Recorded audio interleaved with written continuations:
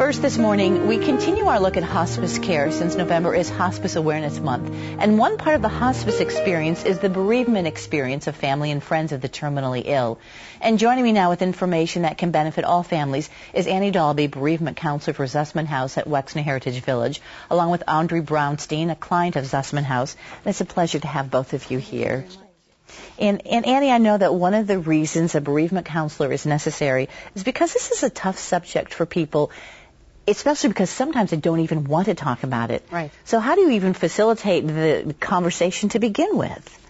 Well, you start where the client is at, for one thing. You really, you have to be where they're at, engage with them at that very point. And it's very important to let them know what services are available for them. We have individual counseling, and there's mailings, and I do calls, and there's support groups that we run, and you try to offer different ways to engage because not everybody is comfortable with a bereavement counselor. They might say, I'll only come to a support group, but I really don't want to come to an individual thing.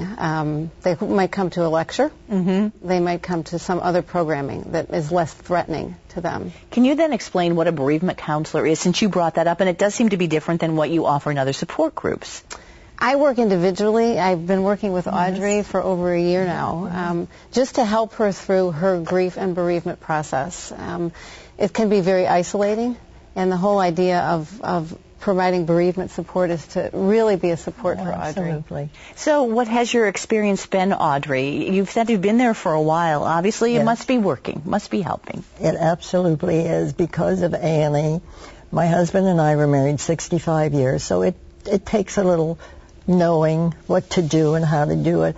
She's gotten me through first birthdays, first anniversaries, first all holidays really hard without him. And she's been such a help. We have one-on-one, and I also go to her group sessions, which has been a very big help because I found out the things that I did or the way I acted, I thought I was crazy.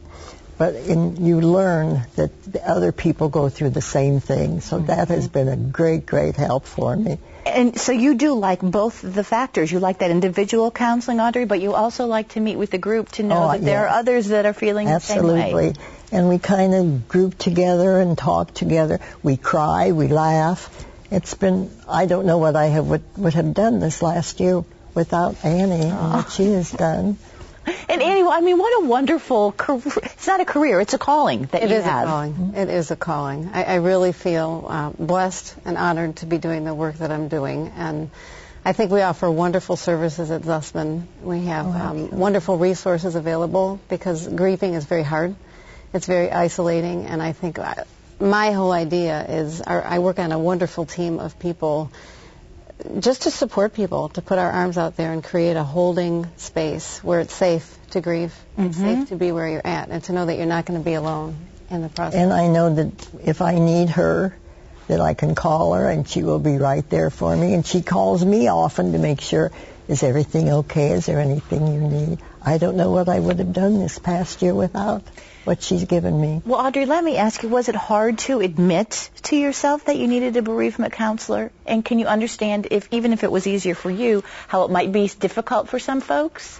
Oh, I have found that. No, I found it very easy because it was because of my children, and she has helped them too through me.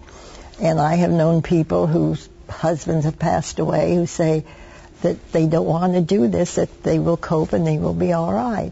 I couldn't do it that way. I had to have Annie and her help. Annie, the stages of bereavement quickly, and there are stages. Can you mention them? Right, sure. And I don't think they're necessarily linear for people, but many people go through a phase of shock and denial, even if a death is expected. I can't believe this really happened. There's a sense of protesting and yearning for your loved one again. There's certainly a period of despair, depression, denial. Disorientation, I think, comes in. I recently had a person tell me in a support group that after their spouse passed away, they felt like somebody had taken a huge spoon and mixed up their life. And that is really the sense that you get after a terrible loss. Well, we have this book up that you recommend for folks who may be feeling some of those same feelings that you just described, and they can go to your website to get that information. And we appreciate you being here, Annie. And Audrey, thank you for sharing with us as well. Thank you very much. Thank you. I hope I've helped. You have. We have helped. You and I have helped. Yeah.